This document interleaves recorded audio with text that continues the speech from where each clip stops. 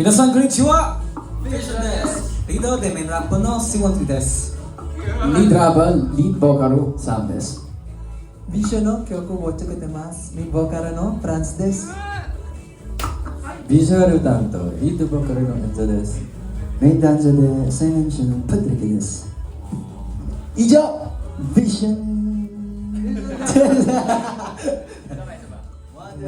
以上、ビジョンです。Let's give them a hand! Konnichiwa! Arigato! Lahat na!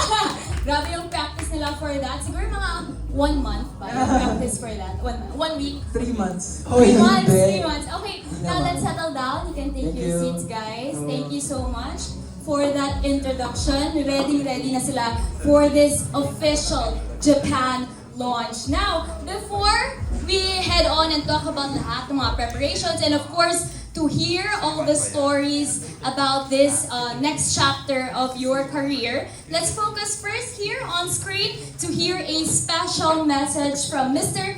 Toshihiro Kawabata, Board Director of PIA Corporation.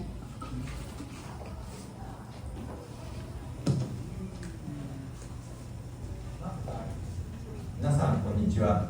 ピア株式会社の川端俊弘です。本日ビジョンの日本デビューおよび今後の日本活動に向けてピア株式会社がコーナーストーンエンターテインメントと正式に独占エージェント契約を締結したことを発表でき大変嬉しく思います。近年私たちは P-POP の目覚ましい躍進を大きな期待とともに注視してきました。フィリピンのポップミュージックの持つエネルギー、才能、そして世界的なインパクトは本物です。その中でもビジョンは極めて輝く力強いグループです。ピアは長年にわたりライブエンターテインメントを通じてアーティストとファンをつないできました。私たちは会社を挙げてビジョンの日本での挑戦を全力で応援していくことをお約束します。彼らが日本の大きなステージに立ち、日本のファンの心に届くようチームの情熱とリソースを総動員しサポートしてまいります。ビジョンのメンバーの皆さん、そしてコーナーストーンの皆さん、ピアファミリーへようこそ。皆さんのパートナーになったことをお祈りします。そこに新しい歴史を作っていきましょう。 Thank you very much. サラマン。 Congratulations, Vision! Once again, that was Mr. Toshihiro Kawabata, the board director of PIA Corporation. And hindi na sikreto, finally, we can announce that Vision has officially signed a contract with PIA Corporation and are officially welcoming themselves in the Japan market. Let's give them a warm round of applause. Wow, what a milestone and what an achievement. Hindi pa yata 5 years in the industry, almost 5 years next January if I'm not mistaken. And that is such a big achievement for this P-pop group. Now, syempre we want to hear from you guys. Ano yung initial reactions nyo when you heard that, a corporation like PIA Corporation, a comprehensive Japanese entertainment company is interested in managing you and, taking your career to greater heights? Actually, sobrang unexpected nga ng lahat na nangyari. Konnichiwa. So, very unexpected actually yung mga nangyari. Kasi itong time na to, nung nalaman namin, we were busy preparing for our first concert, Kalawaan, na ginanap last Feb 28. And then after ng concert, nalaman namin na there's this agency na nagsascout sa P-pop industry, nanood daw ng concert namin, na hindi man lang sila lumapit sa management. Pumunta lang sila casually as a fan, bumili sila ng ticket. And then after ng concert, naghanap sila ng contact kung paano ma-reach yung agency namin, which is ang Cornerstone Entertainment. And then nung na-connect na sila, nag-meeting sila, and yung Cornerstone team actually flew to Japan to meet with PIA agency. And then, nung after nun, brinig na yung news sa amin na magsasign na daw kami with PIA agency. So sobrang natuwa talaga kami. PIA Corporation. Sobrang natuwa kami kasi it is something na talagang inaatay namin and gusto namin talagang mapakilala pa ang P-pop sa international market. So this is one step further sa goal namin yun. So thank you very much, Pia Corporation, for trusting us. There you go. And how about the rest? Maybe you wanna share yung mga initial reactions nyo when you first heard about this, exciting new chapter.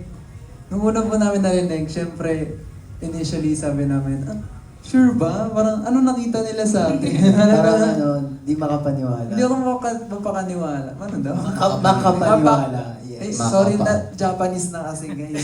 Joke lang. Pero, ayun, sobrang unbelievable niya. At first, hindi talaga ako parang, parang may mga doubts pa ako.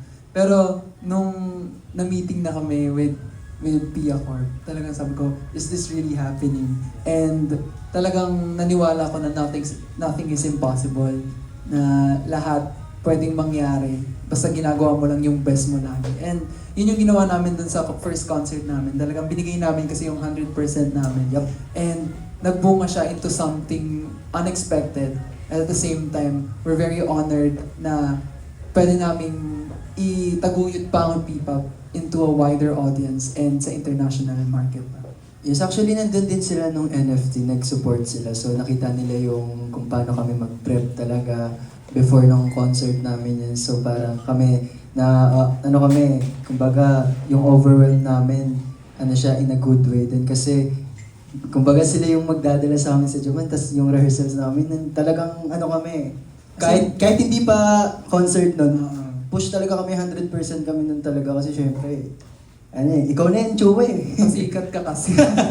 And then actually yun nga, pinakita din namin kung paano kami mag-work, yung work ethics po namin, pinakita namin sa Pia Corporation. And ayun, sobrang smooth lang and parang mas na-excite sila sa amin na maka-work kami. And we're very excited din sa mga pwede pang mangyari na mga activities once we go there to Japan. Anyone else who wants to share? Maybe later? Okay, well, congratulations once again. And this is just the beginning of this exciting step for your careers. And I just want to say na hard work truly does pay off. Like you said, you didn't know that they were going to watch yung mga concerts nyo and they recognize your talent. And grabe kaka-proud na our P-pop groups are being recognized globally and internationally. Of course, we want to say thank you as well to the team who has worked for years as well to make this happen. Now, I know our friends from the press and media have a lot of questions, but I want to start by asking, so what does this mean? Will Japan be your second home na from now on?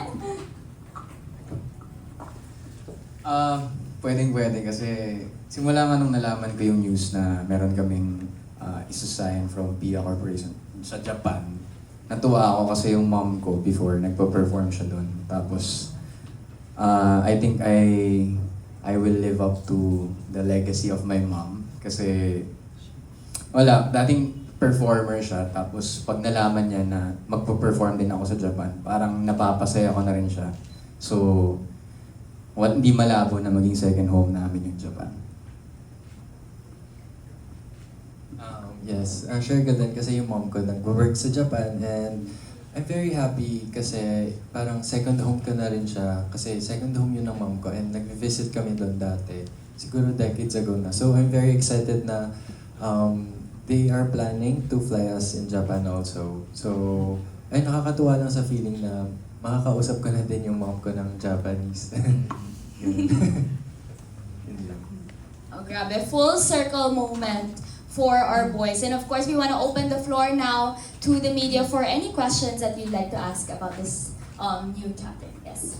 Hi, I am Tita Cora of Showbiz Update, OGDS Showbiz Update. Hello. I just want to ask question. Since kayo ay pumirma na ng kontrata with a Japanese corporation, nais ko lang malaman kung may possibility ba na umawit kayo ng mga song or revive kayo ng mga Japanese song na kinahiligan ng sambayan ng Pilipino. Yes, actually, pwede na ba sabihin, tatapos pa lang po namin na mag-record ng isang Japanese song. It's one of our songs from before and personal favorite po siya ng Pia Corporation. So sila po talaga yung nag-request na gumawa kami ng version ng Japanese ng song na to. Pwede ko na sabihin yung title. Yes, so, this is one of our songs. SSP, charot. KNT po, yes. So yung KNT po, naging favorite po nila. Kasi sinabi po nila sa amin na Kahit hindi Japanese. kahit hindi nila naiintindihan, napapa-vibe sila, nakaka-connect sila. Nakaham nila. Yes, nakaham nila. So, yun nga, napag-decided na rin ng team, ng Cornerstone and ng Pia Corporation. Ito yung maging launch song namin sa Japan. Mhm. And naging medyo tricky sa amin yung pagka-record ng Japanese song. Kasi first time namin din na full Japanese song eh. So, So, meron pa nga tayong ano, di ba, yung nag-guide sa amin. habang Yes, may nagre-record coach po yan. kami. May coach kami. Yes. pero excited po kami kasi nung narinig na po namin yung raw version ng song, doon pa lang maganda na. So what if yung final pa, diba? Nung So, inaaral nga natin yun, yung lyrics nun, sobrang nag-enjoy talaga kami. Kasi sobrang bago yun sa amin eh. Siyempre, kumbaga, new, experience siya. So parang gagawin talaga namin yung best namin for that. And with that, sobrang exciting lang yung crossover moment namin na from P-pop to Japan. So excited talaga kami na gawin yun sa Japan. Yung music namin, spread yung passion namin, and itaguyod pa yung P-pop. yes, and pwede namin ma-introduce pa yung OPM sa Japan. So, yun, sobrang honored and humbled kami sa moment Yes. na to. Follow up, pwede ba kayo ng sample? Ayan! Okay. Ano, yeah. Yapa. 1, 2, 3, go. やっぱ君を探してたいやっぱ君を抱きしめたいやっぱ君は僕の夢みたいやっぱ君だよ愛してたい